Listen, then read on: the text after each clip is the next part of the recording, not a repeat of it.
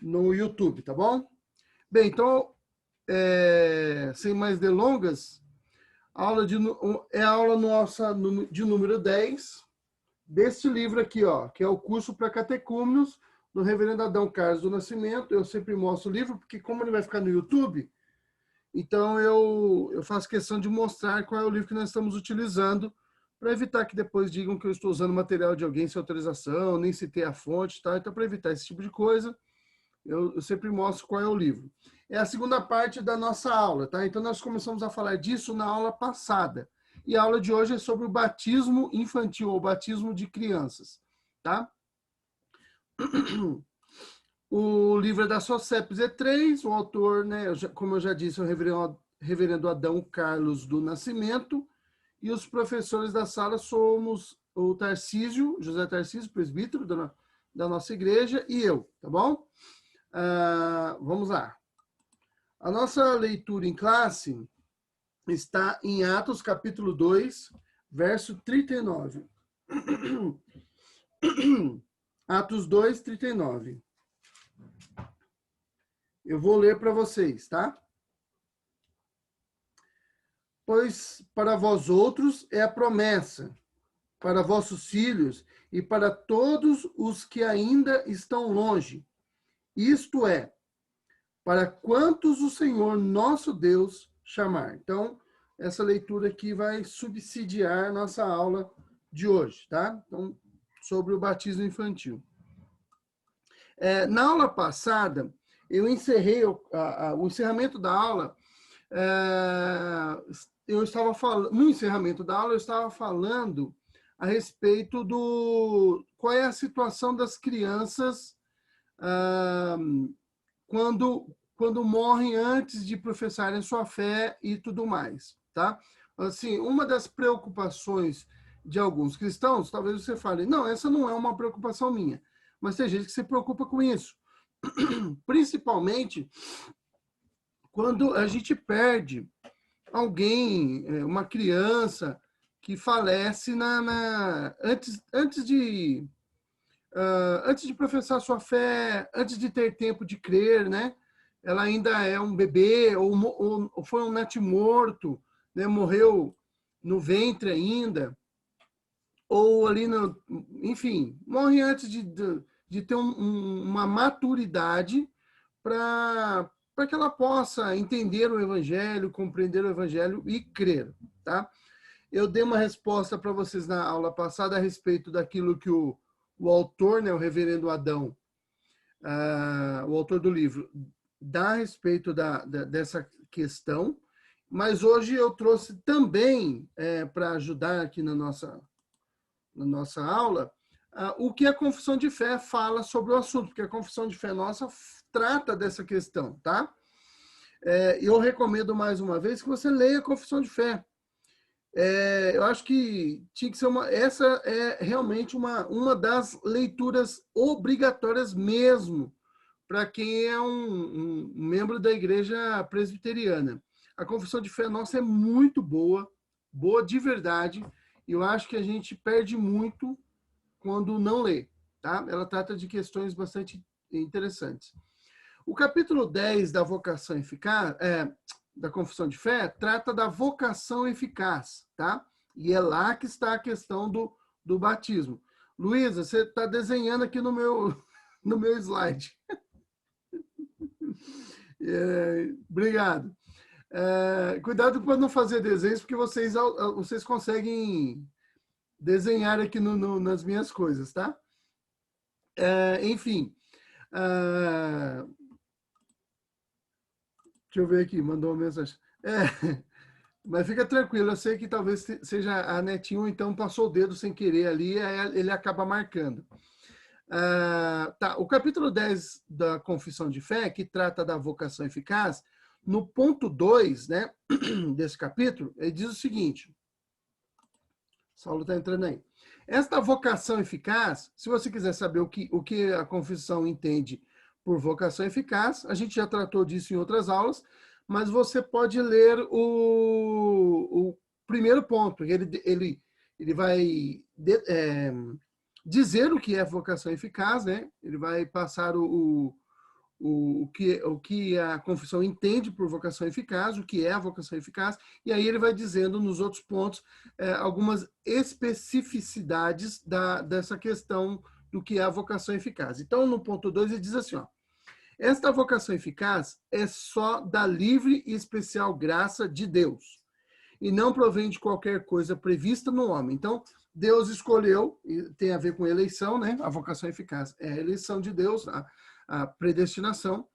Deus escolheu, não influenciado por nada que ele previu, ele não enxergou na frente quem creria e depois ele deu fé para essa pessoa, porque isso seria até uma contradição, né? Se ele já percebeu, se ele já viu lá, porque ele é onisciente, se ele viu que as pessoas creriam, então por que ele precisa dar fé para quem ele já sabe que vai crer? Então, Deus não faria uma coisa dessa. Então, se ele deu fé, é porque ele sabia que as pessoas não creriam sem a ação dele.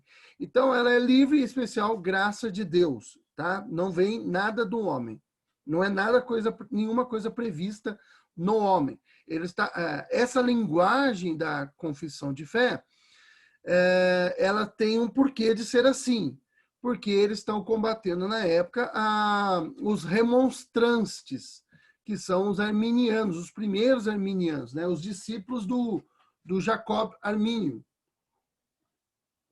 E eles acreditavam na graça preveniente, ou seja, Deus previu quem creria e aí ele dá fé, ele dá graça para essas pessoas. Então, a confissão de fé nossa vai dizer, não, isso não existe. Senão Deus não precisava, se ele já sabia que o homem creria, não precisava ele fornecer fé. Então, ele deu fé para quem não creria mesmo. Então, não foi baseado em nada que ele previu, foi baseado na sua vontade de fazer. Na vocação, o homem é inteiramente passivo, até que, vivificado e renovado pelo Espírito Santo, fica habilitado a corresponder a ela e a receber a graça nela oferecida e comunicada. Ou seja, o homem é passivo nesse processo, ele só recebe a graça e ele recebe a fé para que ele possa crer, para que ele possa responder com fé, tá bom? Eu li essa segunda parte para vocês entenderem um pouco sobre essa questão da vocação eficaz, mas a parte que mais nos interessa hoje é esse ponto 3 aqui, por isso que eu deixei ele em negrito. Aqui você tem os textos bíblicos, né? Eu estou passando o mouse em cima aqui, que dão a base para o que está aqui em cima, e aqui nós temos os textos bíblicos que dão base para o ponto 3 que eu vou ler agora. As crianças que morrem na infância, e é isso que nos interessa agora, né, sobre isso que nós estamos tratando, as crianças que morrem na infância, sendo eleitas, são regeneradas e por Cristo salvas, por meio do Espírito que opera quando, onde e como quer, do mesmo modo que são salvas todas as outras pessoas incapazes de serem exteriormente chamadas pelo ministério da palavra. Então, o que a confissão está dizendo o seguinte, aqui, né? Ela está dizendo o seguinte, as crianças que morrem na infância, se elas foram eleitas, elas serão salvas, tá? Da mesma forma, acontece com aqueles que são incapazes. A pessoa tem uma doença mental, ou ela enfim, vive muitos anos, mas sem condições de desenvolver o intelecto, por causa de alguma doença, por causa de alguma deformidade. Então, essas pessoas, conforme a confissão de fé, elas, se forem eleitas, estarão salvas, tá? É assim que eu creio também, tá bom? Tem gente que não crê assim, tem gente que acredita que você precisa crer, então se a pessoa se ela não teve oportunidade de crer, é porque ela não era eleita. Isso é bastante complicado de pensar assim, nós tratamos disso na aula passada, e é uma questão delicada, eu entendo porque algumas pessoas pensam do jeito que eu acabei de falar agora, né? Eu entendo, mas eu prefiro crer dessa forma que está aqui, tá bom? Por questões que nós já tratamos na aula passada. Mas, primeiro porque a Bíblia não é específica ao tratar desse assunto, então quando a Bíblia não é específica, ela não fala especificamente de uma determinada coisa, a gente tem que tomar muito cuidado para tomar conclusões precipitadas com relação a isso. Além do mais,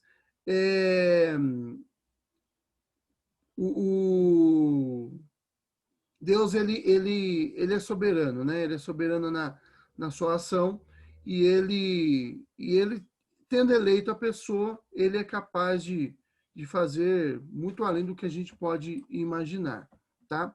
Então, os textos que dão suporte para essa parte está aqui embaixo, tá bom? Vamos seguir aqui com a nossa aula. Qualquer dúvida a respeito desse ponto aqui, se tiver, você pode mandar aqui no chat aqui daqui da nossa reunião, ou então perguntar depois para mim, ou então abra o microfone aí e faça pergunta, tá bom? Para que não fique dúvida a respeito disso daí. Eu não vou me aprofundar muito, senão a gente fica só nessa parte aqui, e a gente já tratou dela um pouco na aula passada. Eu sei que talvez, se você está assistindo a aula hoje, não assistiu a aula da semana passada, as informações ficam um pouco aí vagas, mas eu acho que qualquer coisa você pode perguntar, tá bom?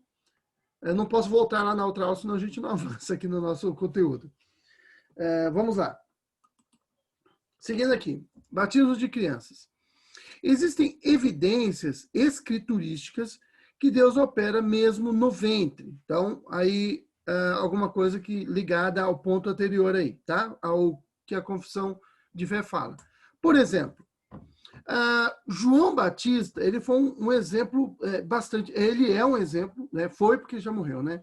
Foi um exemplo bastante interessante. Olha só que coisa interessante.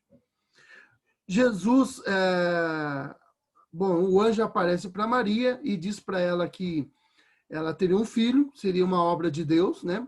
O Espírito descerá sobre vós o Espírito Santo e a virtude do Altíssimo te cobrirá. E aí ele fala para ela que ela terá um filho, ela fala que ela não conhece homem, não conhecer ele no sentido... Eu sei que tem adolescentes na sala, mas, enfim, no sentido íntimo da coisa, sexual da coisa. Ela não tinha relações ainda, ela não era casada com o José, ela era noiva do José. Naquela época, um pouco de contexto aí. Não existia namoro, tá? No mundo antigo, não existia namoro. No período bíblico não existia o namoro. Essa é uma coisa nossa. Nós temos o namoro, mas na Bíblia, naquele período, não existia o namoro. Eu já vi gente defendendo que, tá vendo? Se a Bíblia é contra o namoro, então você não tem que namorar. Vamos com calma aí, pessoal, vai devagar. Não é isso, não. Primeiro, porque a Bíblia não diz nada que você tem que noivar e casar também. Essa era uma prática daquele mundo antigo. A gente também não sai apedrejando mulheres porque traem os maridos. Então vamos devagar. Nem marido porque trai a mulher. Então vamos devagar com as coisas aí. Vamos pega leve aí na heresia. Tá? Então, o que a Bíblia não permite é que você namore por namorar, tá? Mas, enfim, não é de namoro que nós estamos tratando, tá? Então, aí Maria vai até a sua prima Isabel e quando elas se encontram, a Isabel já está com 6 meses de gravidez. E a criança, o João Batista está ainda, né, o João ainda não tinha nem nascido, ele está no ventre da mãe da Isabel, ele salta, né, dentro do ventre, porque a Maria chegou e ela já estava grávida de Jesus. Então, é uma ação ali, enfim, de Deus no João, antes mesmo dele nascer. Então, a gente sabe pouco, tá bom? A Bíblia não é específica sobre algumas coisas e a gente sabe pouco, tá? Então, nós não sabemos exatamente como Deus trabalha com pessoas assim, crianças, né? E com pessoas que têm incapacidade mental, tá? Incapacidade cognitiva, vamos usar o termo assim. E nós temos também o caso de Jeremias. O caso de Jeremias não é igual ao do João, lógico, mas a Bíblia vai dizer que Jeremias ele foi escolhido desde o ventre da sua mãe. E eu quero dizer uma coisa para vocês, irmão. Na verdade, desde o ventre, ele foi escolhido para ser profeta, mas se a gente for ler o Novo Testamento, nós somos escolhidos mesmo antes da fundação do mundo, né? Então, quando fala ali desde o ventre, era até antes disso. mas quer dizer que já havia um trabalhar de Deus na vida do Jeremias, e o Jeremias ainda não tinha nascido, estava no ventre da mãe. Tá? Então, Deus pode operar vivificando, dando vida espiritual para crianças antes do tempo delas terem a compreensão do evangelho. Mas vamos continuar aqui com o que eu coloquei aqui. Ó. Deus pode conceder vida, no sentido espiritual, tá? A uma pessoa antes que ela ouça a pregação do evangelho. Embora, olha só, a conversão só ocorra por meio da pregação do evangelho. A respeito disso, irmãos, questão de conversão, regeneração, novo nascimento, essas coisas, eu recomendo que você leia uma obra de teologia sistemática. Tá? Recomendo muito, mas talvez você não vá ler. Tá? A Confissão de Fé já te ajuda nisso. Leia a Confissão de Fé. Tá? Mas isso aí um conteúdo que a gente trabalha, que a gente chama de Ordo Salutis. O Tarcísio ele sempre dá uma aula a respeito disso para os catecúmenos. Esse ano não deu, né, Tarcísio? A pandemia atrapalhou o esquema nosso aí. Mas a gente segue aí, a gente trabalhou alguns aspectos da Ordo Salutis durante as nossas aulas, tá? Mas a Ordo Salutis é um termo latim que significa ordem da salvação. Sempre quando você tem algum teólogo que trabalha a ordem da salvação, ele trabalha no sentido lógico da coisa, até porque é difícil você colocar as coisas em etapas cronológicas, como tem algumas coisas que acontecem simultaneamente, tá? É como você abrir uma torneira. Você abre a torneira e imediatamente a água já cai. Só que você teve que fazer um movimento de abrir a torneira primeiro. Mas a ação é simultânea. É como você apertar o interruptor de uma lâmpada. Você apertou, ele já acende. Tá? É muito rápido. Então, assim, é difícil saber. Assim, é praticamente simultâneo a ação. Acendeu, clicou no interruptor, acendeu. Só que a ação de clicar no interruptor, ela acontece primeiro. Então, a Ordo Salutis trabalha de questões assim, tá? A conversão só ocorra por meio da pregação do evangelho. Ou seja, Deus vivifica algumas pessoas antes da pregação do evangelho, mas essa pessoa está agora transformada pelo Espírito Santo e preparada para responder ao evangelho, porque morta ela não faz nada, então ela é vivificada para que ela possa responder aquele estímulo, e quando a pregação do evangelho vier, ela responderá ao estímulo da pregação do evangelho. Porque o ser humano não, o homem, o indivíduo, né, você e eu, não conseguiríamos e não conseguimos ir até Deus se ele primeiro não nos der vida, tá bom? É sobre isso que está tratando aqui, tá? Alguma dúvida? Manda bala aí, pergunta aí, tá bom? Bom, batismo infantil durante a Reforma Protestante. Se você tem o livro, vocês estão vendo que eu não estou seguindo o mesmo conteúdo que está aqui na revista. Por quê? Porque eu acredito que eu sou um homem de fé, que você leu a revista, o livro. Então, a informação do livro você já tem. Então, eu estou complementando, eu falo de algumas coisas que eu acho que estão ali, que precisam ser comentadas. Algumas estão ali muito tranquilas. Então, eu vou além do que ele tratou ali, para que você tenha mais informações a respeito do conteúdo. Vocês já perceberam em outras aulas que eu faço isso em todas as aulas. Porque se eu só ficar lendo o livro para vocês, não precisa ter aula. Você lê em casa e acabou.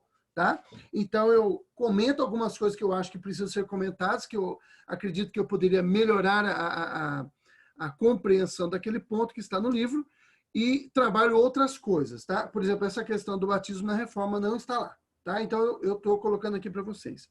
O batismo infantil durante a Reforma Protestante. A prática de batizar crianças, irmãos, era normal durante o período da Reforma. Isso já acontecia, tá? Até porque, um pouco de história para vocês aí, tá? Na Europa, você não tinha no século, até o século, na verdade, no século XV começa a surgir, mas ainda em Portugal, depois passa para a Espanha. No século XVI, essa história vai chegar na Inglaterra e França, que vai ser um período que você deve se lembrar quando estudou na escola. Estou brincando, porque eu sei que você não lembra de nada, mas faz de conta que você lembra, que é a formação dos estados nacionais, tá? Ou a formação do Estado moderno, que são os estados, o Estado, né? O Estado, reino, país, no molde que nós conhecemos hoje. Começa a ser formado lá no século XV, tá? Com o Portugal. Ele é o primeiro país a adotar essa postura de nação e patriotismo e tudo mais. Mas as coisas vão acontecendo devagarzinho, não é tudo ao mesmo tempo, tá? Como às vezes, quando você estuda história, parece que está acontecendo. Então, na Europa, até o século XVI, e ainda em alguns lugares ainda vai demorar um pouco mais para acontecer isso, você não tinha o conceito de cidadania estabelecido, como a gente conhece hoje, de pátria e tudo mais. Na Europa, você era cristão. Havia o conceito de cristandade. O que você sabia é que você era um cristão. Tá? Você não sabe que você está na França. Você é um camponês lá num feudo lá na França, você não sabe que você é francês. Você não sabe que você está na França. Você sabe que você é cristão e que o seu conde é o conde, sei lá, conde lá, qualquer um lá. Tá? É isso que você sabe, que é o seu líder imediato. Você não conhece mais nada. Às vezes você não sabe nem quem é o rei. Tá? Mas ele sabia que era cristão. Então, ligado, atrelado naquela época ao conceito de cidadania, estava o conceito de cristandade. Então, para que você pudesse ter direito à herança, você pudesse casar, você pudesse ter filhos e legar, deixar legados, né? Deixar herança para o seu filho depois da sua morte, para que todas essas coisas pudessem acontecer, você tinha que ser um cristão. E quando você era introduzido ao cristianismo? No batismo. Então você nascia, já era batizado. Se você não fosse batizado, até hoje, né? Alguns católicos mais antigos ainda falam, é um pagãozinho, né? Então, você é um pagão. Então você tinha que ser batizado. Tanto é que a Igreja Católica ela acreditava que se você não for, se a criança morresse sem o batismo, ela não podia nem ir para o céu, tá? Porque ela não era cristã, e nem ir para o inferno, porque ela não negou a Cristo. Então ela ficava num lugar, ela nem ia para o purgatório, como aqueles que eram cristãos que morreram sem salvação iriam, conforme não é eu que estou defendendo isso não, tá, pessoal? Vamos devagar. Os católicos defendiam isso. Alguns ainda defendem, tá bom? Talvez aqueles católicos que entendem mais da sua teologia. Tem muito católico que não sabe nada da sua teologia, mas aquele que entende um pouco da teologia católica defende isso até hoje. E a criança, ela não podia ir para o céu, não podia, porque ela não era cristã, não creu em Deus. Não ia para o inferno, porque ela também não descreu em Deus. Não ia para o purgatório, porque ela não precisa purgar pecados. Então ela ia para onde? Ela ia para o limbo, era o que eles acreditavam. Tá? Então, tudo isso eu estou dizendo para falar para vocês o seguinte: durante o período da Reforma, os reformadores Calvino e Lutero não quiseram mexer com isso, tá? Continuaram batizando crianças. Para eles, essa era uma prática comum e aceitável, tá? Se você abrir o microfone, não, acho que eu abri sem querer aqui. Fica tranquilo. Tá. Não, tranquilo. Vou fechar. Você abriu, eu pensei que você ia comentar. Sem querer. Tranquilo. É que o Tarcísio, ele é o nosso especialista aqui em Igreja Católica. Ele foi muito tempo, quando era criança e boa parte da juventude, coroinha da igreja e cresceu ali. Então, como ele abriu o microfone e eu estou falando de catolicismo, eu pensei que ele ia comentar. É isso aí. Mas é isso aí mesmo, né? Enfim. Não, tranquilo. Tranquilo? Obrigado. É isso mesmo. Então, o Calvino e o Lutero não quiseram mexer com isso. É uma prática aceitável, não há nenhum empecilho bíblico para que isso aconteça. Tá? Então, assim, não havia nenhuma contestação com relação a isso com Calvino e com Lutero. O problema começou quando surgiu um grupo chamado Anabatista. Tá? Eles surgiram ali pela região ali da Suíça e Alemanha. Eles eram o pessoal que as pessoas que tiveram contato com os escritos do Lutero e tudo mais. E eles começaram a acreditar que a reforma ela tinha que ir além do que ela tinha ido até agora. Até agora, não hoje, né? Na época do Lutero. Então eles achavam que deveria haver um rompimento drástico entre a fé e o Estado, tá? Era um negócio subversivo para a época, tá bom? Demais, tá? E aí eles defendiam que o cristão, por exemplo, não era só a questão do batismo, tá bom? O anabatista, não pense só que o anabatista queria simplesmente não batizar crianças. A coisa é muito mais complexa do que isso, tá? Ou rebatizar pessoas. É muito mais do que isso. Era uma luta contra o Estado, tá? Eles, por exemplo, eram contrários a que cristãos, e todo mundo na Europa é cristão, veja só, entrasse no exército. Para eles não poderia ter exército. Alguns anabatistas chegaram ao ponto de que não pagasse imposto, que não respondesse às autoridades, que não se submetesse às leis daquela nação, tá? Então foi uma coisa drástica. Aí você tem dentro dos anabatistas, você tem os mais radicais e outros nem tanto, tá? Então tem um caso lá que eles queimaram uma cidade inteira por causa das suas questões, matou um monte de gente lá. Então, aconteceram coisas radicais durante o período da Reforma. Mas isso não é culpa do Lutero, não era culpa do Calvino, não era culpa do Zwinglio e nem de todos os líderes anabatistas. Mas algumas pessoas chegaram a esse ponto. E foi o Zwinglio que defendeu, fez a melhor defesa. Como o Lutero e o Calvino achavam que não... Na verdade, o Calvino é um pouco mais novo que o Zwinglio, e quando ele começou a pregar em Genebra, ele já não achou que não precisava cuidar dessa questão. Achou que essa era uma questão que estava já passiva. Bom, a gente tem que batizar e acabou, não tem que discutir isso, tá? Mas o Zwinglio foi o cara que teve mais problema com os anabatistas. É lógico, quando você tem um problema, você vai desenvolver uma solução para esse problema. Como o Lutero não tinha esse problema, ele não cuidou disso. O Calvino não teve esse problema, ele não cuidou disso, tá? Se tivesse tido o problema, talvez ele tivesse mexido com isso.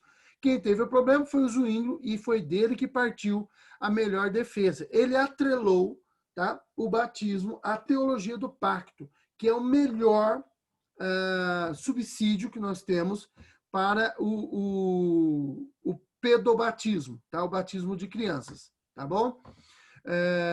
Pedobatismo, batismo infantil, ele é assim, o oposição a isso seria o credobatismo, tá? Que exige que você creia para que você seja batizado. Nós vamos trabalhar já já a respeito desse ponto, tá bom? O Zwinglio, então, que ele que oferece a melhor explicação que nós temos para isso. É uma explicação bastante bíblica. Tudo que a gente fala de pedobatismo hoje está alicerçado naquilo que o Zwinglio escreveu a respeito disso na época dele, tá? Vamos seguir aqui. Se alguém quiser falar alguma coisa, interrompa, por favor. Objeções ao batismo infantil, tá? Eu enumerei aqui 6 objeções ao batismo infantil. O autor do livro, o reverendo Adão, ele dá algumas dessas objeções lá no livro. Ele não coloca do jeito que eu coloquei aqui. Eu tentei organizar assim para ficar mais fácil, fazer do jeito que a gente já fez em outras aulas, tá? Eu dou a questão e respondo, dou e respondo. Então eu coloquei todas aqui e eu vou responder uma por uma daqui a pouquinho, tá? Então, quais são as objeções ao pedobatismo, ao batismo infantil? Essas objeções são levantadas por quem defende o credobatismo, tá? Normalmente grupos arminianos, a Igreja Batista, a Igreja Assembleia de Deus, enfim, todos aqueles que partem da Igreja Batista, tá? Nós já falamos disso em outras aulas. Não estou aqui dizendo mal da Igreja Batista. É a forma que eles entendem a coisa. Mas, assim, se nós concordássemos 100% com a doutrina batista, nós não seríamos presbiterianos, nós seríamos batistas, tá? E a mesma coisa, se eles concordassem totalmente conosco, eles não seriam batistas, eles seriam presbiterianos. Então, nós temos pontos de divergência e nós precisamos dizer por que nós divergimos, tá bom? Porque é muito ruim, e eu penso por mim, e eu falo por mim, eu penso assim e pensava assim, que a pessoa te afronte a sua fé e você não consiga responder essas questões, tá? Por exemplo, em apologética, tem um pessoal aí que talvez goste do que eu estou falando, vai entender o que eu estou falando, mas em apologética, você tem tem várias correntes, tá? Uma delas é a corrente do Van Til, que defende o pressuposicionalismo, ou seja, você pressupõe Deus, então discutir ou explicar por que nós cremos em Deus é bobagem. Todo mundo já pressupõe que Deus existe. Você tem uma outra vertente, que é a vertente do Gordon Clark, que ele diz o seguinte: não, nós precisamos racionalizar essa questão. De mim mesmo, eu gosto mais de uma posição tomista do Tomás de Aquino. O que eu acredito? Eu acredito o seguinte, que você deve explicar às pessoas, até porque para que a sua fé seja fortalecida, você tem uma fé mais robusta, mais madura, tá? Não dizer simplesmente eu creio porque é absurdo, né? Como teve o caso de alguns teólogos no passado que falaram, não, porque é absurdo eu creio, tá? Tudo bem que talvez essa frase tenha sido mal interpretada, né? Porque ele está dizendo o seguinte: fosse fácil de acreditar, não precisava crer, né? O próprio termo crer é você confiar naquilo que é invisível, tá? Então, se fosse facilmente crível, se fosse uma coisa que eu pudesse observar, palpar e tudo mais, não precisava crer, você só ia aceitar. Então, eu acredito que nós devemos responder, como Pedro propõe, né? Responder com mansidão e temor a todo aquele que pedir a razão da esperança que há em vós, tá? Bem, vamos lá. Primeira objeção aí. No que está ancorada a prática do batismo infantil? Aí a pessoa fala assim, ó, no que você se baseia para defender isso? Tá? Aí daqui a pouco a gente responde. Segunda, aí já é primeiro a pessoa fala, no que você se baseia para defender isso? Aí pode ser qualquer coisa, tá? A segunda, não tem base bíblica para isso. Não há base bíblica para o batismo infantil. Terceira objeção, o batismo não garante a salvação das crianças. 4, então para que batizar, né? Então é o que eles falam. 4, é preciso crer para ser batizado. 5, é preciso arrepender. Preciso melhorar, depois eu arrumo lá o slide, tá? É preciso se arrepender para ser batizado. Faltou um C ali, né? Um condicional, não é nem condicional, é a prática de ser feito, né? É o verbo ser. Vou ler de novo. É preciso se arrepender para ser batizado. E uma criança não pode se arrepender. A gente já falou disso, mas vamos lá. A religião é algo muito pessoal, não podemos impor uma religião aos nossos filhos, tá? Todas elas têm o seu valor, todas essas objeções têm o seu valor, tá? Não podemos negar o valor delas, elas têm o seu valor, mas nós temos respostas para todas elas e que podem justificar a prática do batismo infantil, tá bom? Então vamos lá, que soluções nós temos para tudo isso? Talvez sejam perguntas que você já tenha ouvido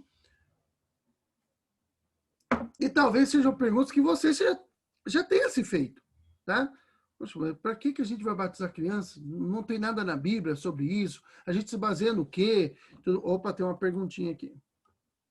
Ou alguém está comentando alguma coisa aqui. Espera aí que já vou ver. Diogo, é a Dani. Depois eu queria contar sobre o meu batismo. Tá bom? Você quer falar publicamente? Você quer publicar aí, Dani? Só responde sim ou não. Ou você quer conversar em particular? Sim? Não, sim. Tá. Quer falar agora antes que eu entre nessa segunda parte ou você quer falar depois? Não, é rapidinho. É porque assim, Pode eu falar. fui batizada ainda criança, na Igreja Batista. Sim. Criança bebê ou criança 9 anos, 10 anos? 9. Tá. Mas naquela época era uma coisa assim, um fato histórico, porque não batizava, era muito rígida a igreja, sabe? Uhum. Era aquela igreja do interior de Minas Gerais, muito tradicional. E para a pessoa batizar, passava por uma classe igual essa de catecúmenos, né? Uhum. E a pessoa tinha que depois fazer uma profissão de fé pública, com perguntas feitas pelo pastor na frente da igreja e pelos irmãos. Quem quisesse levantar e perguntar, a pessoa tinha que saber responder. Rapaz, o negócio era estreito mesmo, hein?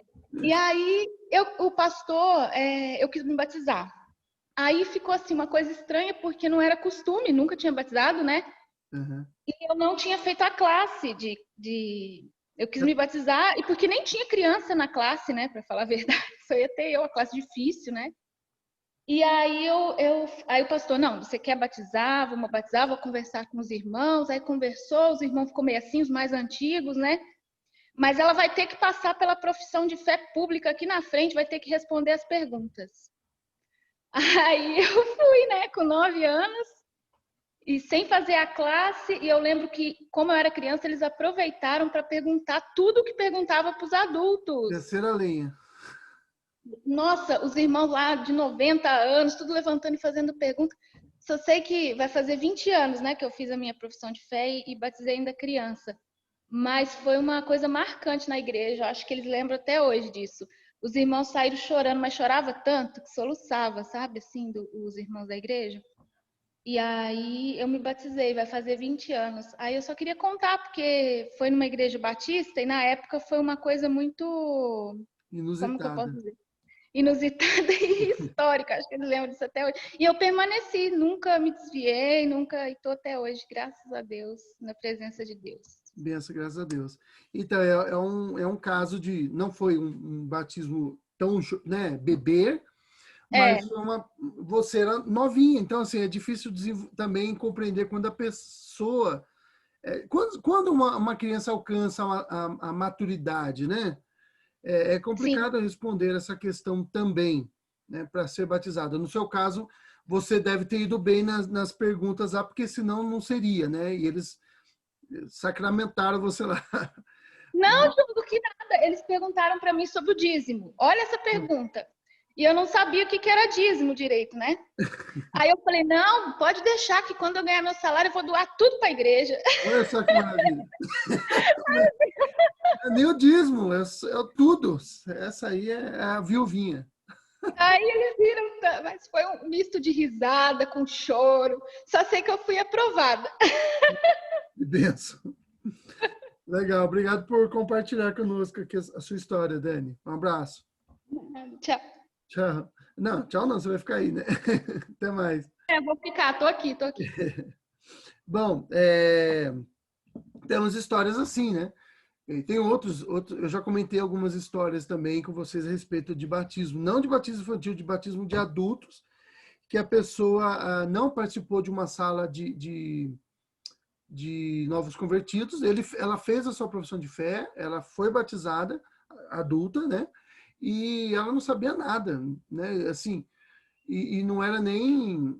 E foi questão de pecado, ela não sabia que ela não podia cometer, não sabia que ela não sabia que não poderia permanecer na igreja como membro vivendo na prática de adultério. Tá? Parece absurdo, irmãos, mas ela não sabia, tá? Então, vamos lá. Você pode falar assim, como ela não sabia? Bom, na igreja católica você pode ter comunhão com a igreja e viver em prática de adultério. A pessoa que vem da igreja católica para cá e não sabe muito a respeito do cristianismo, ela pode se enganar desse jeito. Nós tivemos um aluno uma aluna, na verdade, na classe de catecúmenos no ano passado, que ela estava na nossa igreja há 1 ano. Então nós abordamos ela, conversamos com ela e falamos para ela participar da sala de catecúmenos, para ela se tornar membro e tudo mais. E aí ela estava 1 ano e ela não faltava nos cultos. Eu sei porque ela sentava 2 bancos atrás do meu na igreja. E aí, quando ela começou a participar da sala de catecúmenos, ela começou a fazer perguntas que eram assim, perguntas que muito básicas. E teve um momento, uma aula nossa que nós tratamos da questão de idolatria, e ela falou assim, ué, mas como assim? Não é o mesmo Deus? Eu falei, olha, Deus é um só, sim, mas não é todo tipo de adoração que você remete a Deus que é o Deus verdadeiro. Você precisa, o Deus verdadeiro, ele é assim, assim, assim, assim. Não é porque você diz que o nome dele é Deus que ele é Deus, entendeu?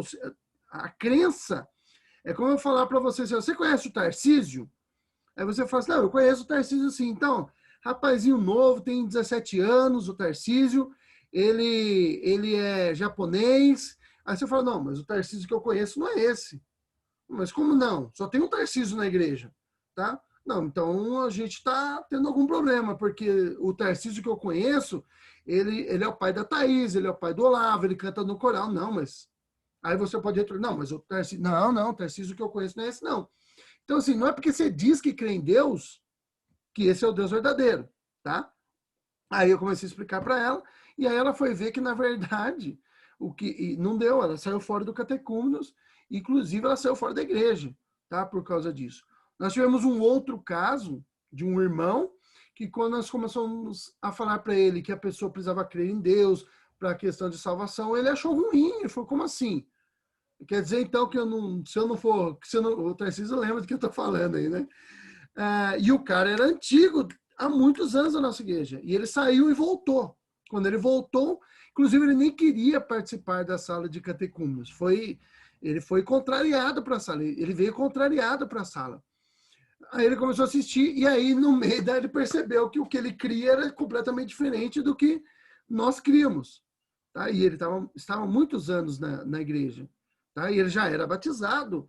Ele disse que na época que ele da outra vez que ele foi membro da nossa igreja, que ele tinha feito a sala de catecúmenos, mas pelo jeito ele não entendeu nada. Tá? E aí ele acabou saindo da sala, ficou bravo e saiu da sala. Bom, enfim, vamos lá, seguir aqui com as nossas indagações aqui. No que está ancorada a prática do batismo? Então, respondendo a primeira objeção. Está ancorada, como nós já vimos, na teologia do pacto, tá? Na teologia da aliança. Deus é um Deus de alianças, ele faz pactos, ele faz acordos com o ser humano, com o homem, tá bom?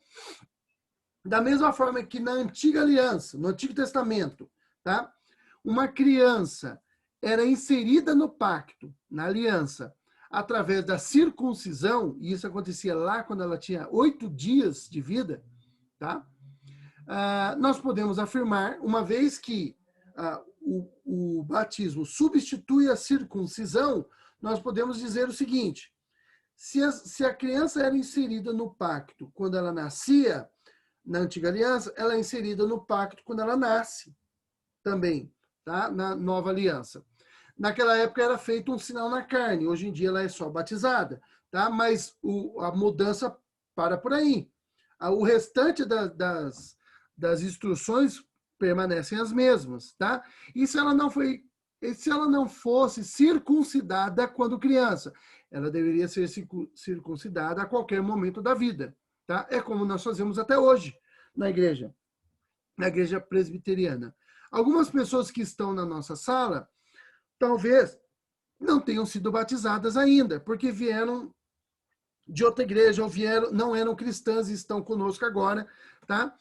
Essas pessoas que não vieram de igrejas evangélicas ou que não foram batizadas quando criança, serão batizadas ao término das nossas aulas, né?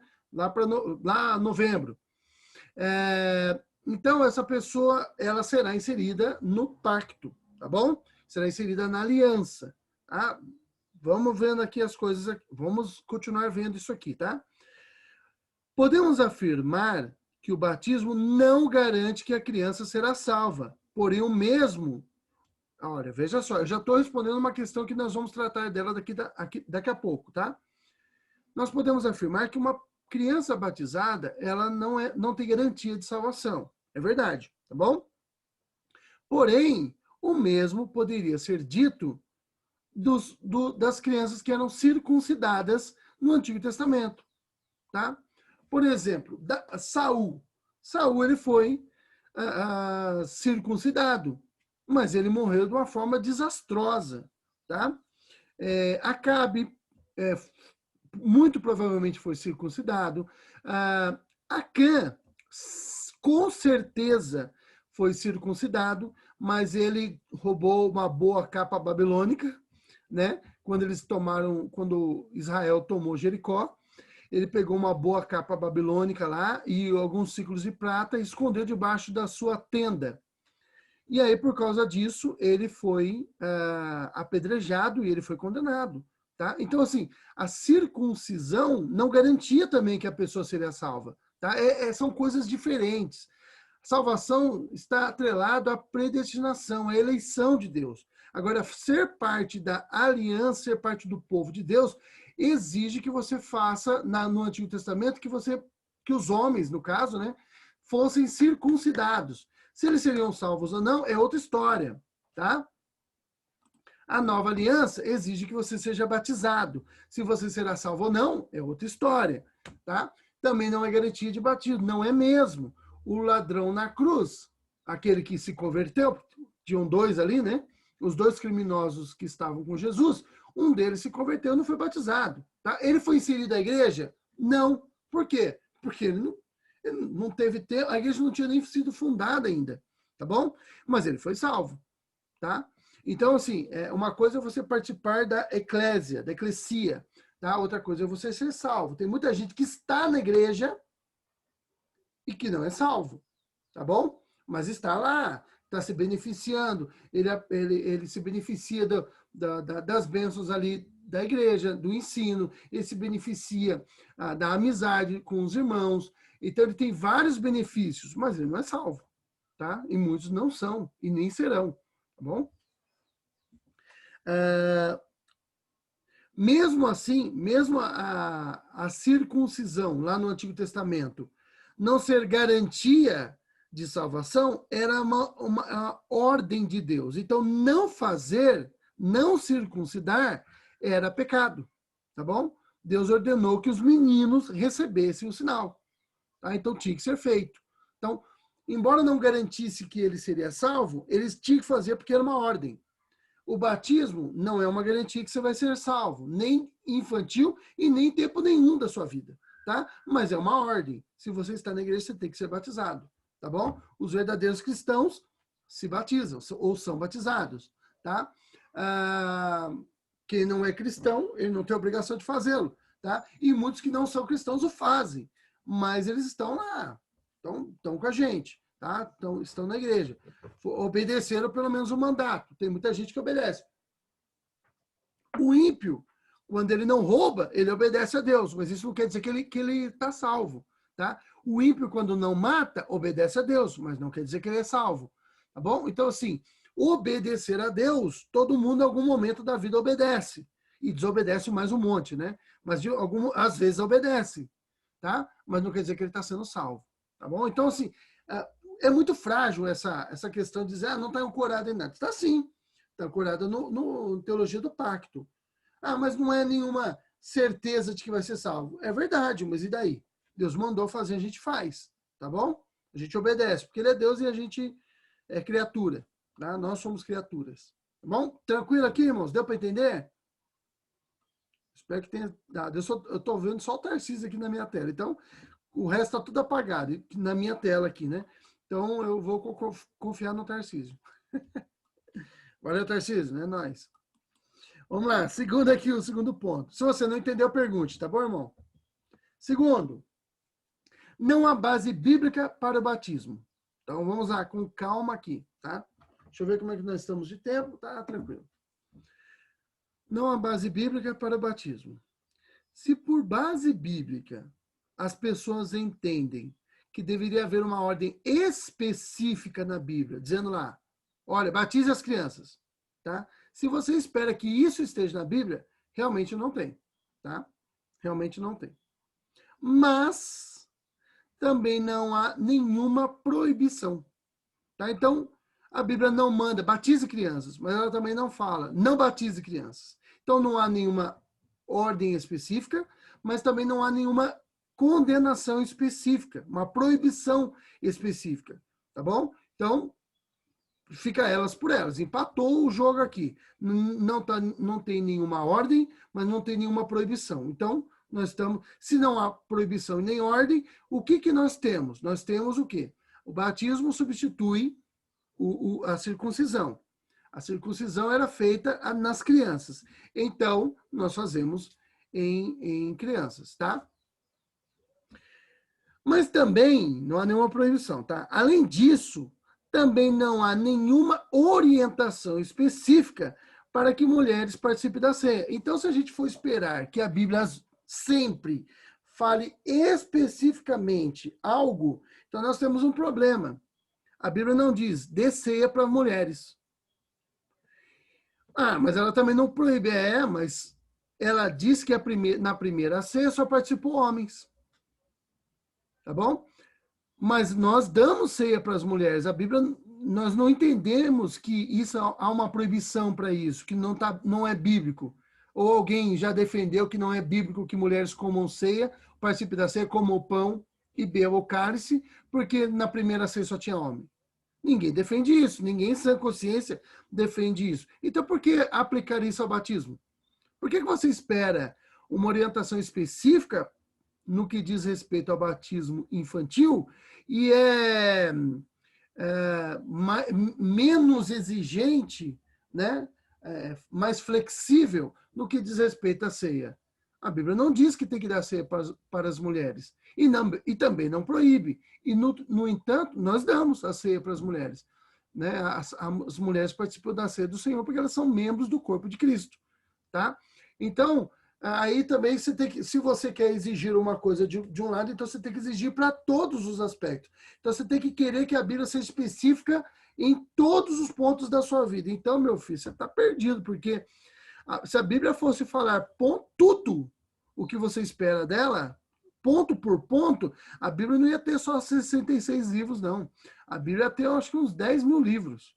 Tá? Só para tratar de todos os pontos que você tem dúvida na vida. Se você esperar que a Bíblia te fale se você deve investir na Nasdaq ou não, você está lascado, porque a Bíblia não tinha Nasdaq naquela época. Se você deve acessar a internet ou não, você está perdido. Eu lembro quando eu trabalhei em Bertioga, eu morei em Bertioga 5 anos, antes de vir para Mogi. E eu tinha um colega que ele era da igreja Deus é Amor. E a igreja Deus é Amor proíbe você de usar a internet. O membro da Deus é Amor era, não sei se ainda é proibido, tá? Mas na época era, há uns 12 anos atrás. E às vezes esse colega, meu colega assim, conhecido, né? Ele vinha até mim pedir para eu pegar um boleto para ele na internet, ou fazer alguma coisa para ele na internet. Aí eu olhava, eu ajudava o cara. Mas eu pensava assim, olha que miserável. Ele, se fosse pecado mesmo usar a internet, ele não pode pecar, mas deixa eu pecar, né? Eu que vá para o inferno, né? Então, assim, ele não pecou, mas eu pequei, deixa eu pecar. Né? Então, assim, é lógico, a Bíblia não fala nada disso, não é proibido. A Bíblia proíbe o quê? É você ver pornografia, você se expor a essas coisas. Se você faz isso na internet, então é proibido fazer isso na internet. Agora, mexer na internet, nós estamos nos beneficiando disso. Graças a Deus, porque Deus deu inteligência para o homem para que fizesse isso. Então, assim, se você espera respostas específicas da Bíblia, você não vai encontrar, irmãos, para um monte de coisa. Para um monte de coisa. Não é só para isso, não. Então, a Bíblia não diz de forma específica que você deve batizar, mas ela também não te proíbe de batizar, tá? Ela não diz especificamente que mulheres devem participar da ceia, mas ela não proíbe mulheres de participar da ceia. E se ela não proíbe, nós entendemos o quê? Que as mulheres podem participar da ceia, tá? E eu acho que ninguém reclama disso por aí. Tá bom? Deu para entender aí? Tá aí? Tranquilo? Espero que sim. O batismo não garante a salvação das crianças. É verdade, não garante mesmo. Nós já vimos isso agora há pouco, tá? Não garante a salvação de ninguém. Tá? Não é só de criança, é de ninguém. Tá bom? O batismo não salva nem as crianças e nem os adultos que dela participam.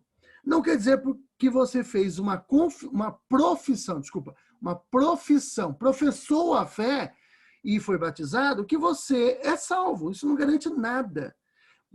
Eu já disse para você que do grupo que eu me batizei, E em 93 ou 94, eu não lembro se foi final de 93 ou começo de 94. Já faz um tempinho e as lembranças não me são tão fortes assim, né? Eu não lembro direito. Mas naquela época, eu lembro que nós tínhamos um grupo não muito grande, eu acho que era por volta de 13, 16 pessoas, uma coisa assim, não era um grupo muito grande de pessoas que foram batizadas, mas desse grupo só tem eu e mais um que permanece na igreja. O resto, irmãos, não é nem que não está na igreja, não está em Cristo, tá? Se bem que eu acho que a pessoa, quando está em Cristo, ela vai participar de uma igreja, tá bom? Ela tem que participar da igreja. Ela não fica... Você não vê árvores andando por aí, enfim, olhos andando por aí, estou fazendo orelhas andando por aí. Lembra? Nós somos corpo, somos membros do corpo de Cristo. Então, nós estamos ligados uns aos outros, tá? Então, nós temos que estar numa igreja, tá bom? Muitos dos que foram batizados comigo não estão. A Daniela comentou agora a história de quando ela foi batizada, com 9 anos. Tá? Talvez ela se lembre, não sei, mas talvez ela se lembre que das pessoas que foram batizadas com elas, quantas estão na igreja hoje? E você faça um exercício aí. Quantas pessoas que foram batizadas com você, se você já foi batizado depois de criança, né? Quantas pessoas ainda estão na igreja? Quantas pessoas ainda estão no Senhor, tá? Então, assim, batismo não é garantia para ninguém. Nem para criança, nem para adulto, tá bom? Aliás, muitos dos que foram batizados depois de adultos abandonaram os caminhos do Senhor. Irmãos, eu dei aula de catecúmenos na nossa igreja no ano 2013 e 14, depois eu saí, fiquei uns anos dando aula para os adolescentes e voltei no ano de 2018, tá? Do grupo que eu vi passar por nós, muitas das pessoas que passaram pela classe de catecúmenos não estão mais hoje. Eu fico triste com isso, né? É triste, mas elas não permaneceram na fé. Eu tentei ir atrás de algumas delas. Algumas eu não consegui contato, perdemos o contato delas. Outras, eu consegui ter o contato, entrar em contato com ela, e eu contei para vocês já. Teve um casal que chegou a falar para nós, olha, não me procure mais, eu não quero saber. Tá? Eu estou bem do jeito que eu estou. Então, ela não... Então, assim, o batismo, e ela foi batizada depois de adulta, esse casal, ambos, né? Participaram da sala em 2013 ou 14. E eles abandonaram a fé. Então, o batismo não é garantia para as crianças? Não, mas não é garantia para ninguém, tá? Então, por que eu devo me batizar? Porque Deus mandou. Pronto. E se Deus mandou, meu filho, você obedece. Porque Ele é Deus e nós somos frutos da sua mão, tá? A Bíblia, Paulo fala lá em Romanos, né? O vaso, ele não diz para o oleiro, por que me fizeste assim? Tá? Ou por que me colocaste aqui? Eu não quero ficar aqui. Não, o vaso nunca fala isso. Nós fazemos porque Deus mandou. E Ele é Deus e nós somos seus servos. Tá? Ele é o Senhor. Nós somos seus servos. Ele manda, tem um ditado, né? Manda quem pode, obedece quem tem juízo. Deus manda e a gente é enjuizado, né? Desajuizado, mas de vez em quando a gente obedece. E essa aí é uma coisa que a gente deveríamos obedecer sempre, né? Que a gente não consegue. Espera que eu vou pedir para minha secretária pegar uma água para mim. Ô, Priscila, amorzinho do meu coração, pega um pouquinho de água para mim. Falar assim, né? Porque sabe como é que é, né? É preciso crer para ser batizado. Mais uma objeção aí. Na verdade, não. Tá? O crer... Espera aí que tem uma pergunta aqui. Ah, tá, é rezada. O crer, na verdade, não, tá? Crer pressupõe fé, que é um dom de Deus. Então, assim, nem todos que foram batizados adultos realmente creram. Irmãos, eu acabei de citar um exemplo aqui. Quantos dos que estavam conosco não estão mais? Faça um exercíciozinho aí. Não só dos que batizaram com você.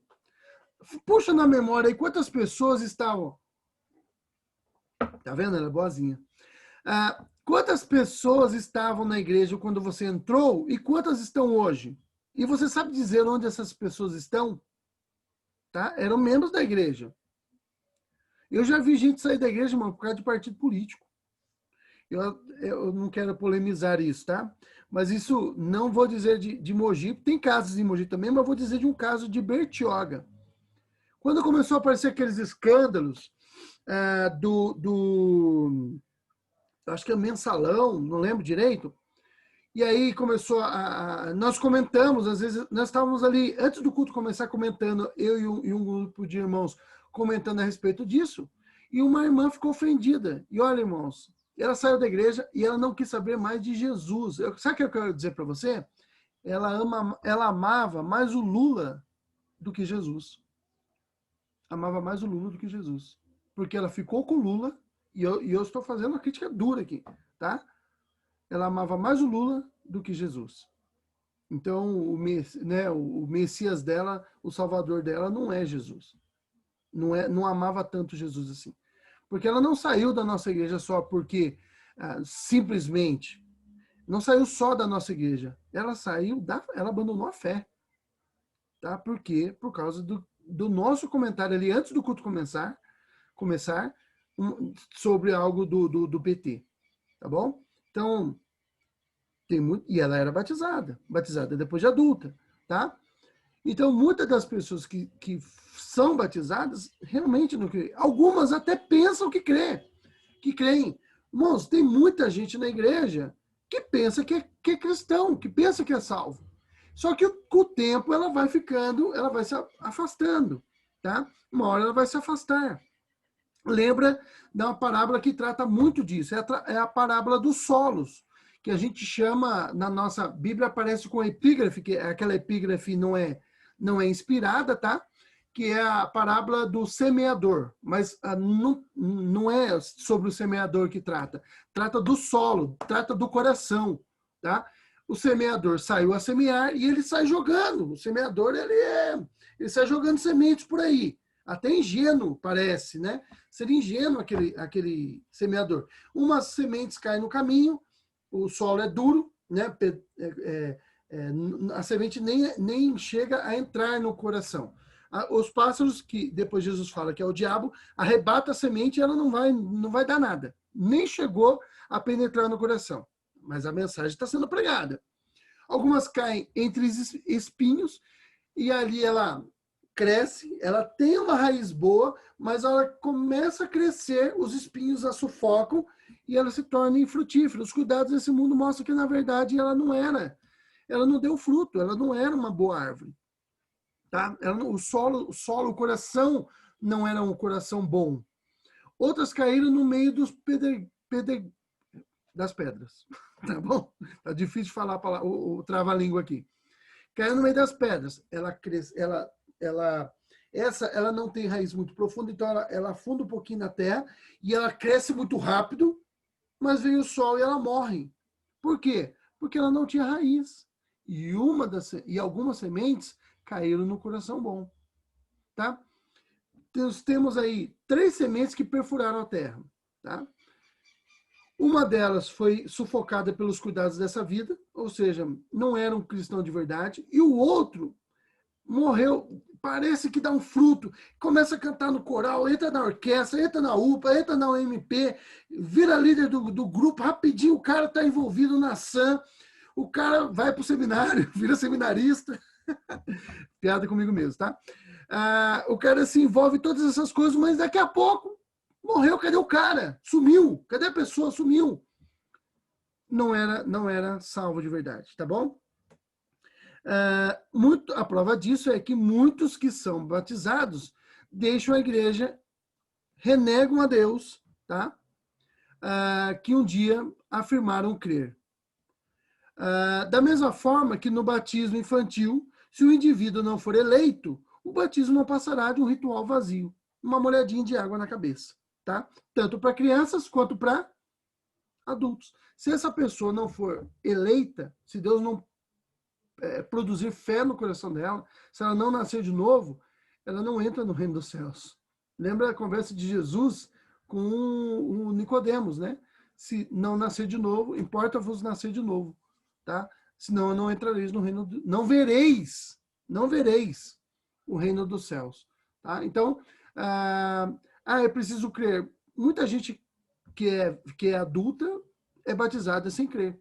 Diz que creu, tá? Mas não cria de verdade. O tempo, a vivência cristã vai demonstrar. Jesus disse o quê? Pelo fruto se conhece a árvore, tá? Pelo fruto se conhece a árvore. Nunca se esqueça disso. Isso serve, Jesus está tratando, quando ele fala disso, de falsos mestres, mas isso serve para todo mundo. Não é só para falsos mestres, não. Serve para nós, para qualquer um de nós, tá? Quinta objeção. Vamos correr aqui, que o tempo está começando a acabar. É preciso arrepender-se, é preciso se arrepender, ainda está errado aqui, se arrepender para ser batizado. E uma criança não pode se arrepender. As pessoas, normalmente, já falamos disso em outras aulas, confundem o batismo de João com o batismo cristão. O batismo de João era uma prática, era para arrependimento, mas era uma prática que simbolizava o batismo purificador com o Espírito Santo. Também já vimos isso, tá? Em outras aulas, eu fiz até aquele, não é um artigo, um textozinho, né? Tratando disso, mandei para vocês, para os alunos de catecúmenos. Se você não é meu aluno de catecúmenos e quiser esse textozinho, não é muito grande, acho que são umas 4 páginas só. Eu fiz uma análise morfológica de uma expressão grega lá a respeito do batismo. Eu mando para você, tá? É só pedir para mim. Batismo com o Espírito Santo, que ainda aconteceria. João fala, eu vos batizo. Perguntaram para João, vamos dar aqui todo o contexto. Você é o Messias? Ele disse, não. Você é o profeta? Não. Você é Elias? Não. Então por que você batiza? Então por que você está batizando? Se você não é o Messias, não é o profeta e não é Elias. Por quê? Quem diz para você que você pode batizar? Aí João responde, Deus me mandou batizar. Aquele que me mandou batizar, ele diz que entre vocês, quando eu ver o Espírito Santo descer sobre ele, ele é aquele de quem fala as profecias. Ele será o Messias. Aí ele fala também outra coisa. Eu estou colocando várias falas de João aqui juntas, tá? E ele diz o seguinte, ó, eu vos batizo com água, mas o que vem depois de mim é mais poderoso que eu, e vos batizará com o Espírito Santo. Então, o Espírito Santo, lembre-se, irmãos, Deus, ele não tem nome de verdade. Ele dá nomes para si, para que a gente possa chamá-lo de acordo com alguma característica que ele quer evidenciar dele, tá bom? Então, qual é a característica que você imagina que o Espírito Santo trabalha em nós? Espírito Santo. A palavra Espírito Santo, em grego, é pneuma, tá? É vento, sopro. É uma palavra que também pode ser traduzida por vida. Então, o Espírito Santo é aquele que nos dá vida e é aquele que nos santifica. Então, ele nos dá vida e nos dá santifica. Que vida é essa? Vida normal que eu tenho aqui? Não. Vida espiritual, porque, conforme Paulo em Efésios 2, nós estávamos mortos em delitos e pecados, tá? Mas Deus nos vivificou através do Espírito Santo. Ele nos dá vida e nos santifica. Tá bom? O batismo de João simbolizava essa purificação que o Espírito Santo traria. Tá? Esse era o batismo de João. O batismo cristão, nós já vimos em outras aulas, que as pessoas que foram batizadas no batismo de João, depois tiveram que ser batizadas no batismo cristão, em nome do Pai, do Filho e do Espírito Santo, como nós batizamos. Tá bom? Tá. Se o batismo fosse um símbolo do arrependimento, presta bastante atenção. Olha a implicação aí. Porque tem muita gente que diz, não, batismo é batismo para arrependimento. Se o batismo fosse um símbolo do arrependimento, irmãos, então ele seria uma condição sine qua non, né? Um termo latim que significa sem a qual, tá? Sem a qual não há salvação. Seria uma condição sine qua non para a salvação. Então, se o batismo é o símbolo do arrependimento, então você teria que ser batizado para ser salvo. E nós não cremos nisso, porque isso presumiria que você tem parte na salvação. Você seria responsável último da sua salvação. Porque se você não se batizasse, você não seria salvo. E aí esquece, Deus não é soberano, tá? Ele não seria soberano. Não é eu que defendo isso não, tá? Fique calmos aí. Eu estou contradizendo essa crença. Aí, no final das contas, você seria o responsável pela sua salvação. Esquece o calvinismo. Você é um arminiano, tá? Ou um pelagiano, né? Ou um semi-pelagiano, tá? Na melhor das tudo é ruim, mas pelagiano e semi-pelagiano é ruim, tá bom? Mas aí, na melhor das hipóteses, um semi-pelagiano, tá? Tá, vamos lá. O que sabemos que não é verdadeiro, afinal de contas, o batismo não salva. Então, o batismo não é para arrependimento, tá bom? Não é, porque se fosse, você precisaria fazê-lo para ser salvo. E o ladrão lá da cruz não foi batizado, tá bom? Nós temos esse, nós temos outros exemplos também. Vamos lá. Sexto ponto, a sexta objeção. A religião é algo muito pessoal. Não podemos impor uma religião aos filhos. Conversa fiada. Pais que afirmam isso estão desobedecendo a ordem do Senhor de ensinar o filho sobre Deus. Olha, você ensina o seu filho sobre Deus. Você não está conduzindo ele para o caminho do cristianismo? Se você não faz isso, você está desobedecendo a Deus. Eu vou ler aqui para vocês 3 textos bíblicos rapidamente aqui, tá? Se eu passar do tempo, irmãos, no máximo 11h40 eu acabo essa aula. Vocês já estão em casa, então aguenta firme aí, tá bom? Tenham paciência comigo. Vamos lá. Deuteronômio 4:9. Diz o seguinte. Deuteronômio 4:9. Então, somente guarda-te a ti mesmo e guarda bem a tua alma, que te não esqueças daquelas coisas que os teus olhos têm visto e se não apartem do teu coração todos os dias da tua vida. E farás saber a teus filhos e os filhos dos teus filhos. Aquele povo tinha visto os sinais de Deus. Então Deus fala para eles, não se esqueçam do que vocês viram. Mas seus filhos não viram. Seus netos não viram. Então você tem que falar para eles. Você tem que inculcar na cabeça, abrir a cabeça e colocar lá na cuca. Tá? Isso que está lá, que vocês acabaram de ver. Vocês têm que ensinar para os seus filhos a respeito de mim. 6 e 7, é tudo na mesma linha, tá? Tu as circuncidarás. Desculpa. Tu as inculcarás. Acabei de falar, colocar na cuca. Colocar na cabeça. A teus filhos, delas falarás, das coisas da lei de Deus, tá bom? Que Moisés está falando aqui.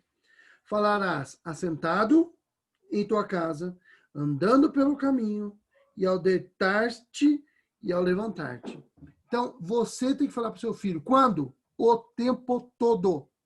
Tá? Falar. E você tem que servir o seu filho no caminho do Senhor. Se ele vai seguir ou não, o problema dele. Mas a obrigação sua é colocar na cabeça desse menino, é batizá-lo, é ensiná-lo no caminho do Senhor. Tá? E o 11:19 diz assim, é tudo na mesma linha, tá? Mas eu vou ler para vocês. Ensinai-as a vossos filhos, falando delas assentados em vossa cama, andando pelo caminho, deitando-vos e levantando-vos. Irmãos, que aspecto da vida que não foi contemplado aqui? Andando, deitado, levantando, comendo, o tempo todo. Você tem que ensinar o seu filho no caminho do Senhor. Não tem essa de ser pessoal, não. Aqui em casa, meus filhos serão cristãos. Tá bom? Além disso, existem outras coisas que são de escolha pessoal, como gosto por roupas e comidas. Mesmo assim, nenhum pai deixa seu filho nu até que ele desenvolva gosto por uma determinada roupa. Vamos aplicar essa questão aí do batismo com outros aspectos da vida. Bom, eu não sei de que roupa meu filho vai gostar, então eu vou deixar ele pelado, tá? Não importa se está frio ou não, porque eu não sei do que ele vai gostar, tá? Eu não sei se meu filho vai gostar de comida ou não, de carne ou não, enfim. Então eu vou deixar ele sem comer até que ele cresça e desenvolva gosto por alguma coisa e aí ele escolhe o que ele vai comer. Você faz isso? Não faz, mas tem medinho, tem melindres para cuidar da questão mais importante, que é ensinar o seu filho sobre Deus. Não sabemos se o filho permanecerá na fé, mas é dever dos pais encaminhá-lo no caminho do Senhor. tá bom? Veja, eu falei para vocês ali do inculcar na cabeça, mas a circuncisão já tinha sido feita, tá? Quando ele nasceu. Aí, quando ele for crescendo, você vai ensinando para ele sobre o caminho do Senhor, tá? Seu filho já foi batizado, e enquanto ele cresce, você ensina para eles quem Deus é. Se ele vai se desviar ou não, é problema dele. O autor do nosso livro, ele colocou uma citação aqui que eu achei legal, que é mais ou menos na linha do que eu acabei de falar, mas eu quero usar as palavras que ele utilizou. Está no livro, mas a frase não é do reverendo Adão, é do Áureo Rodrigues de Oliveira. Coloquei o crédito dele aí, tá? Pra você saber quem foi. Os pais, essa parte é minha, tá? Para poder fazer sentido o que ele disse. Não, agora, aspas. Não sentem o mesmo embaraço, né, dessa questão do batismo quando escolhem um nome, um vestuário, um alimento, um medicamento, educação e etc. para o filho. Qual pai e mãe que espera o filho crescer para decidir sozinho, para que ele, né, o filho, decida sozinho se quer ir para a escola ou não? Você vai para a escola sim, seu pecadorzinho, tá? Então, você não fica esperando, vai que ele não gosta de estudar, então eu vou esperar ele crescer, aí depois ele decide se ele quer ir para a escola ou não. Na verdade, enquanto ele está crescendo, ele não quer ir para a escola, mas o que você faz? Vai estudar, seu sem vergonha. Não tem essa não, tá bom? Você se quer ir para a escola sozinho, né? Quer ir para a escola. Comer determinado alimento, indispensável à saúde. Eu não gosto disso. Vai comer. Você fala para ele, né? Se você é um bom pai. Eu não gosto desse remédio. Vai tomar, senão você vai morrer, ô miserável. Tá? Então você não tem esse melindre todo. Mas para fé, né? Eu não posso ir pôr uma fé para o meu filho. Por favor, né? Bom, nós temos que aprender a ser pessoas de verdade, de fibra. Acho que está faltando na nossa geração. Decidir se toma ou não uma vacina. Tá? A gente dá vacina. A Priscila, ela recebeu um prêmiozinho aqui, um prêmiozinho não, né? Um certificadozinho. Eu não sei lá quem que fornece esse certificado, se é a prefeitura, se é enfim, o Ministério da Saúde, mas porque todos os meus filhos tomaram todas as vacinas no tempo certo. Então, a gente não pergunta para o nosso filho se ele quer tomar. Eu não vou dar vacina para ele da poliomielite, porque eu não sei se ele quer tomar vacina, vai doer, não sei se ele quer tomar. Você dá, por quê? Porque senão esse menino vai ter problemas, ele vai ter a doença, tá? Se ele quer ir ou não ao médico. Ora, se nós, no propósito de fazer o melhor para o bem-estar dos filhos, tomamos decisões que irão afetá-los por toda a vida, a escola afeta ele toda a vida, a comida que ele come afeta ele toda a vida, porque senão ele vai ter inanição e não vai crescer direito, ele vai ter problemas de saúde no futuro, tá? Pode ter sequelas de alguma doença. Se a gente toma decisões assim, que afetarão ele a vida toda, tá? Por que não consagrá-los a Deus pelo batismo? Então, encerro aqui meu compartilhamento de tela, tá? Então, irmãos, todas essas justificativas para ser contrário ao batismo, elas são muito fracas, são muito rasas, tá? Então, não se sustentam a um exame mais crítico, tá? É aquilo que eu falo para vocês, se você olha as questões do ponto de vista superficial, você até concorda com ela, mas você começar a aprofundar essas questões, você vai ver que elas são frágeis e você consegue derrubá-las facilmente, tá? Basta você pensar um pouquinho e meditar na palavra de Deus, estudar a Bíblia, faz uma grande diferença em toda a sua vida, tá? E olha, eu quero dizer uma coisa para vocês, né, pais e adolescentes aí que estão me ouvindo, que um dia, acredito eu, que serão pais, jovens que estão aí se preparando para um dia casar, espero, né? Acho que todo mundo quer. Não terceirize a educação do seu filho. Eu quero dizer para você, você acha que o seu filho é muito novo para aprender sobre Deus? O professor dele da escola não acha que ele é muito novo para doutriná-lo em ateísmo, comunismo e todo tipo de ideologia satânica, tá? Que permeia a nossa sociedade. Eu ando muito preocupado, tá? Com a nossa sociedade, com a nossa juventude. Não só, não falo de vocês, a UMP e a UPA, mas estou aproveitando que vocês estão aqui. Eu ando muito preocupado porque eu tenho visto o que isso tem acontecido, o que tem acontecido na nossa sociedade. Sou professor, eu lido com adolescentes e eu estou vendo aumento da descrença a respeito de Deus. Eu assisto, eu cancelei a Netflix na minha casa depois que eles fizeram aquela última, no Natal, né, que eles fizeram aquela zombaria a respeito de Jesus, eu cancelei isso. E eu aqui comecei a assinar a Amazon. Mas olha, eu já tenho pensado muito seriamente em cancelar a Amazon, porque eu assisto algumas séries ali, poucas que eu assisto. Eu sempre assisto uma de cada vez com a minha esposa, e eu tô vendo assim, ó, toda a série, eles ridicularizam o cristianismo. É o tempo todo falando, olha, não tem Deus nenhum, não há ninguém lá em cima, isso é um bando de hipócrita que usa a religião para controlar. Isso o tempo todo entrando na cabeça de vocês, na cabeça dos seus filhos. Esse tipo de ensino, toda série, toda hora martelando isso. Eu assisti aí nos últimos meses aí, 3 séries. Nas 3 séries, eu vi os falando a mesma frase na boca de personagens diferentes, nas 3 séries. A doutrinação ela é constante na nossa... Olha, você quer que eu diga para você, quando começou essa luta de machismo contra feminismo no Brasil, com a Xuxa colocando meninos contra meninas lá na década de 80, criando na cabeça das crianças que meninos e meninas eram rivais, ao invés de colocar que meninos e meninas deviam cooperar entre si, porque, na verdade, um completa o outro. Que séries que foram? Hannah, tá? da Amazon, Hannah. Uma outra, Preach. Uma coisa, acho que é pregador em inglês. Eu não sou muito bom em inglês, tá, pessoal? Você tem uma ideia, eu sou melhor em grego e hebraico do que em inglês. Sério, é verdade, não estou brincando. Mas Preach, eu não sei como que pronuncia, mas acho que é pregador, tá?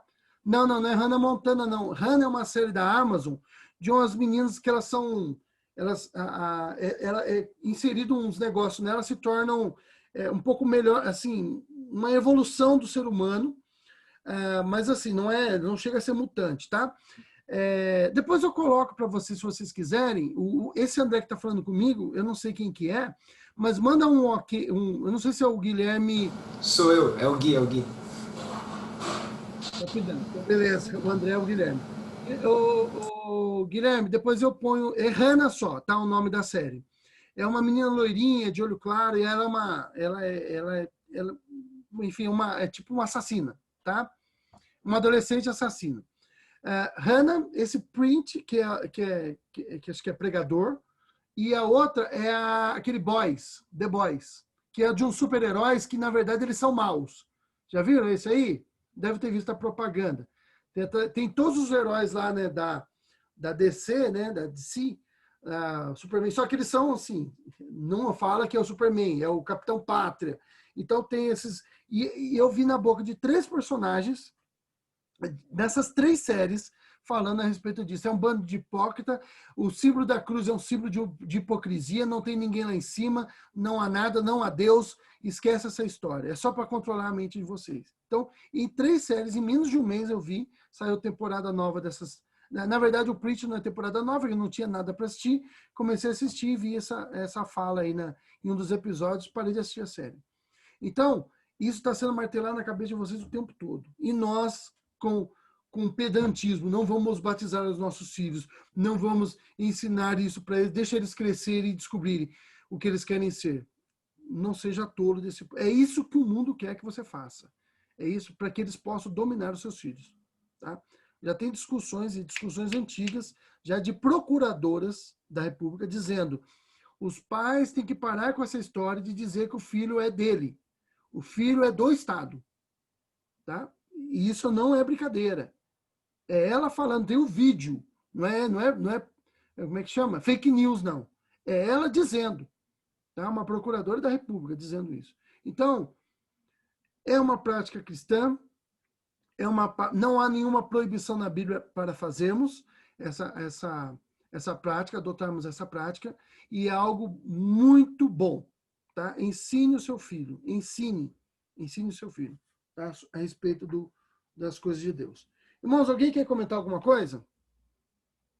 11, eu quebrei minha promessa aqui de chegar a 11h40, mas é 11h43. Alguém quer fazer algum comentário?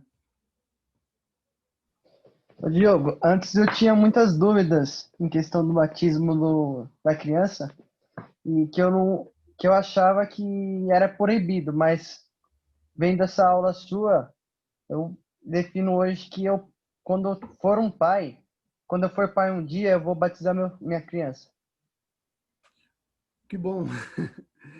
Bom que ajudei aí. Paulo, eu também tinha, porque... viu? não tem proibição. Não tem nenhuma proibição. E assim, se nós formos considerar que o batismo substitui a circuncisão, então ela é na verdade, uma obrigação. E eu também tinha essas mesmas dúvidas. Eu quero dizer uma coisa para vocês. Esses argumentos aí, os argumentos que eu tinha. Na verdade, eu estou respondendo eu mesmo. Eu, Diogo de 2020, estou respondendo ao Diogo de 2010. Entendeu? De 10 anos atrás, essas eram as minhas indagações. Por isso que eu tenho facilidade de responder, porque eram as perguntas que eu tive que responder para mim mesmo, para que eu pudesse ter uma visão mais clara do que é o batismo infantil. Tá bom? Mas que bom que ficou mais claro para vocês aí. Tá? Deus abençoe. Mais alguém, irmãos? Alguém quer perguntar alguma coisa? Se não, está encerrada a nossa aula. Eu vou pedir para alguém orar por nós. Tá? Vou pedir para alguém aqui que está na nossa sala. Tem um monte de gente aqui, mas vou pedir para alguém orar por nós. Ô, João Vitor, você está aí, meu filho? João Toledo? Bom, ele está ali. Está aparecendo para mim. Agora, se ele vai responder, eu não sei. Outra pessoa. Saulo, você ora por nós? Ninguém quer orar, irmãos. Não, o Saulo abriu o microfone. Pode orar, Saulo. Por favor. Querido Deus, amado Pai, queremos te agradecer, Senhor, pelas suas obras, pela tua graça, pela tua misericórdia, por tudo quanto tem feito em nossas vidas, Senhor. Peço as suas bênçãos, Senhor, para cada pessoa que está aqui reunida para aprender da tua palavra, Senhor. Abençoa a liderança da igreja, o Diogo, que tem trazido os ensinamentos a cada dia para as nossas vidas, Senhor. Toma-nos em tuas mãos e permita uma boa semana na tua presença. Nós oramos em nome de Jesus. Amém. Amém. Irmãos, um ótimo domingo para vocês. Deus abençoe. Para quem chegou um pouquinho depois aí, o Nicolas pediu para avisar que hoje ele estava na conferência da Fiel. É uma conferência online, mas ele está participando. Por isso que ele não deu aula hoje para os jovens, tá bom? Os jovens e adolescentes. Deus abençoe. Um abraço para todos aí, tá? Eu não vou falar todo mundo, irmãos, porque nós estamos com 4 alunos na sala. Opa, o Tarcísio quer falar. Pode falar, Tarcísio. É só uma perguntinha aí pro Cláudio. A esposa dele está na sala, a Lívia. Eu não sei ela aí, só aparece ele. O Tarcísio, ela não participou hoje, não, tá? Tá bom então, Cláudio. Tá, obrigado, viu? Ok, eu que agradeço. Beleza, irmão. Deus abençoe a todos. Boa semana. Boa semana. Eu vi aí alguém dando tchau para mim, acenando, fazendo joinha e tal, mas eu não vi quem era. Porque quando eu vi, fui olhar quem era, ela sumiu, desapareceu aqui. Mas Deus abençoe e boa semana para todos vocês, tá? São 22 pessoas, eu não vou falar todo mundo, senão já era. Tá? Eu respondo depois o Guilherme, não é Hannah Montana. Um abraço para todos vocês, Deus abençoe, um ótimo domingo. Valeu, Diogo. Bom domingo a todos aí. Até mais, Deus abençoe. Até mais.